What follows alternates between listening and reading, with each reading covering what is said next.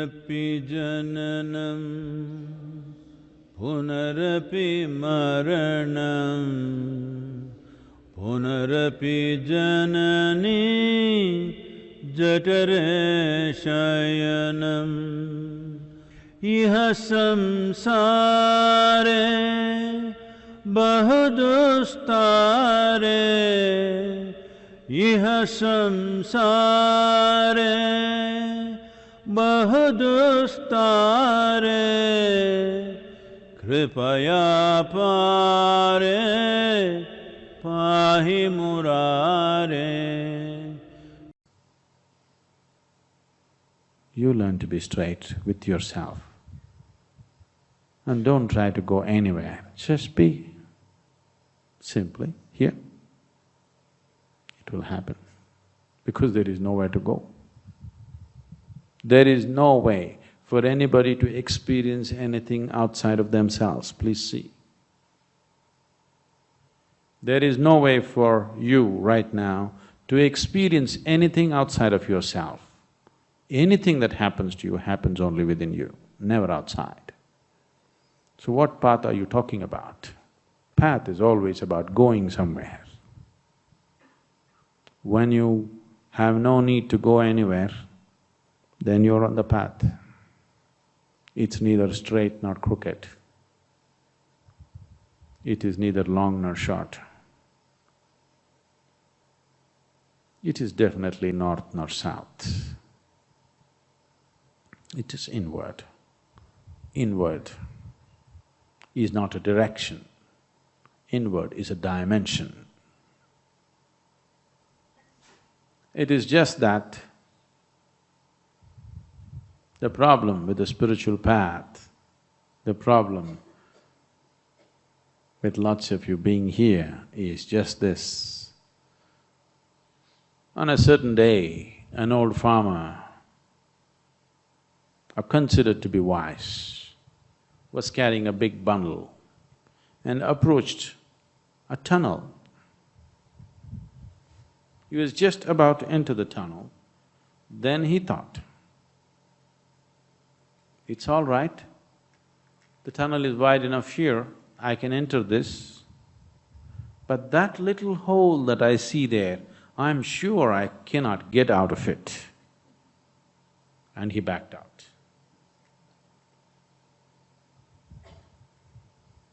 So, this is something that your mind cannot understand, because when you say a path, it's about going somewhere. Nobody understood a path as not going somewhere. Always the word path simply meant to go somewhere. There's a very common joke played in the rural areas of Karnataka. If somebody comes to the village and it is normal to ask, "Ee raste ellogutte?" That means, where does this road go? That's how the language is.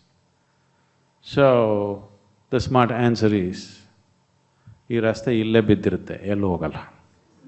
That means, this road will lie here itself, it doesn't go anywhere. The road never goes anywhere, it's you who has to go. So, when we utter the word path, naturally your mind thinks there is somewhere to go. There is nowhere to go.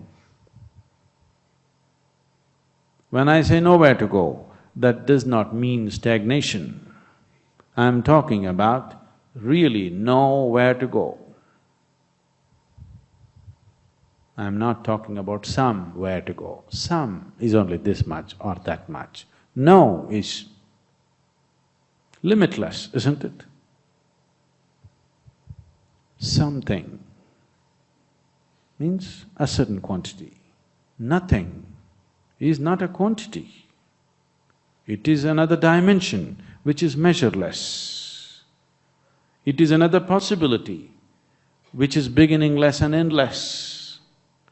So we are talking about nowhere to go, really nowhere to go, not somewhere. Somewhere is too small a place, it's not worth going. Nowhere is a limitless space. So if you go north, you will go somewhere. If you go south, you go somewhere. If you go east or west, you'll go somewhere. If you go around, you only go somewhere.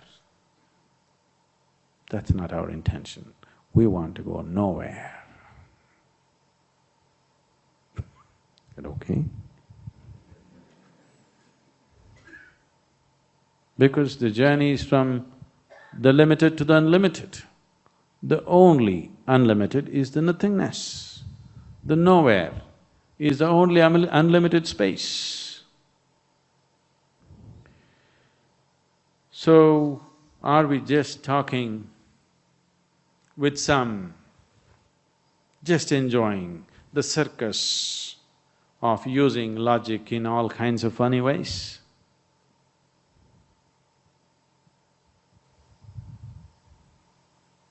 You ask the question because still your mind is in such a state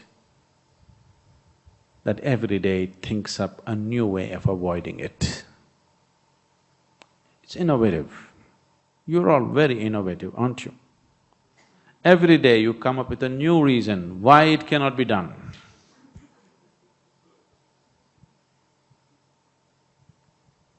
I have convinced you 100 times over, it is possible. At that moment you said yes. Tomorrow you came up with a new innovation as to why it is not possible. So still the mind is in that state. So you like this logical mind, which seems to come up with lot of innovations to keep you in its own ambit, to keep you within its limitations. So let us look at it from its perspective, from the perspective of the logical mind.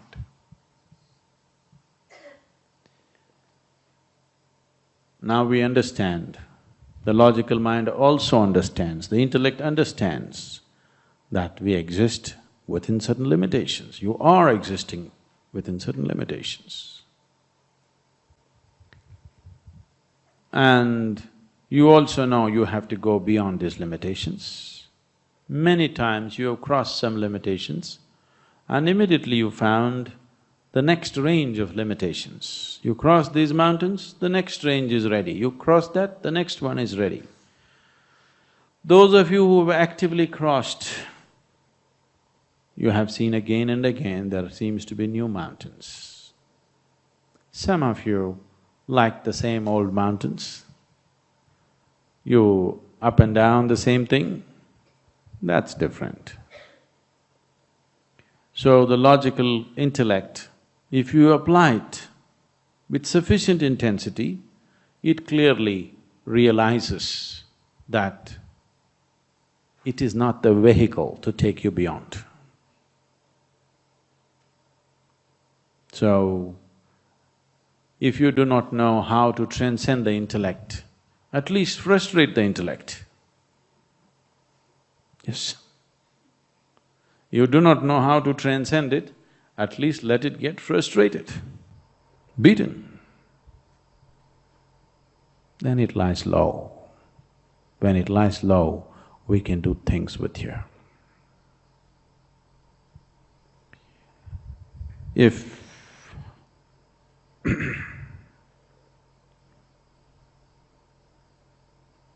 if you really want to step inward,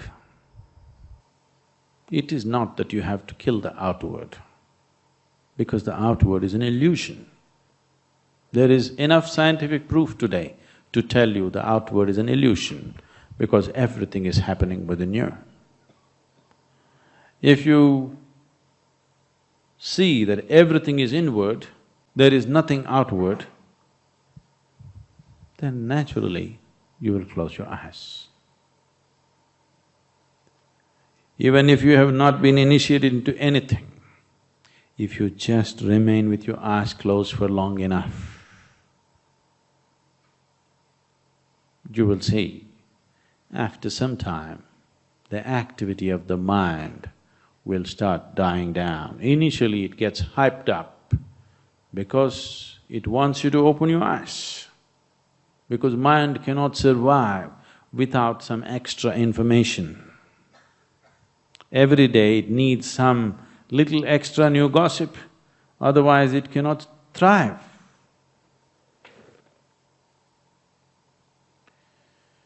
So, if you simply remain with eyes closed for long enough, you will see the intellect will just lie low. It will be like your pet dog. Be there, we don't want to kill him, we need him. But we need him when we need him. When we don't want him, we want him to just shut up and sit there. We don't want him to be all the time yelping and barking endlessly. We want him to shut up and sit. When we need him, we want to let him go. Otherwise, we want him to lie low. And he will lie low. Once your intellect lies low, if you give it enough time, then the true intelligence begins to function. What you call as an intelligence and what you call as the source of creation are not different. Once that begins to function, you're naturally a blissful being, there is no other way to be. Once you're touched by the source of creation, once you stop playing your own games, from the petty information, from the gossip that you have gathered, what you call as information is just gossip. Some people, if you don't like the people who are gathering information, you call them gossipers, otherwise you call them social scientists. Isn't it? Isn't it so? So, this gossip that you have gathered, your intellect is thriving on it. If you keep your gossip aside, and if true intelligence begins to function, then you and the Creator are not different. Once this is so, being blissful is very normal. It is not something that you aspire for, it is not something that you long for, it is not something that you create, that is the way it is. Only when you're blissful by your own nature, then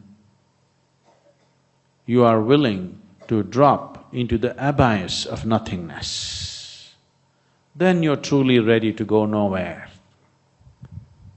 When you're not blissful by your own nature, it is very natural for you to hanker, to go somewhere. You want to go north, south, east or crooked. Whichever way, you're still longing to go somewhere. You're not willing to drop into the abyss of nothingness. When you say, I'm seeking the boundless, you're talking about falling into nothingness. It is not a threat.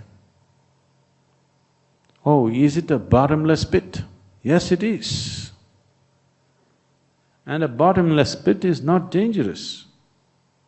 Only a pit with a bottom is dangerous. If there is no bottom to the pit, what is the problem in jumping?